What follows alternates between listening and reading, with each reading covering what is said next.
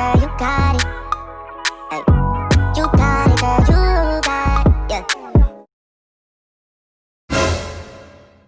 Girl, listen, my dog just murdered these shoes. So I just bought these slides and she decided to go ham on them. So that brings us here to this video.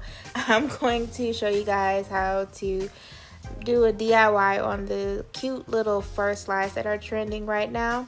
I feel like this video is pretty self-explanatory, so I'm not going to talk too much. So what you see me doing here is just simply just cleaning the shoes up, and I'm just doing that before I attach the fur. This is the feather boa fur that you see, like for instance, like in my my lingerie video.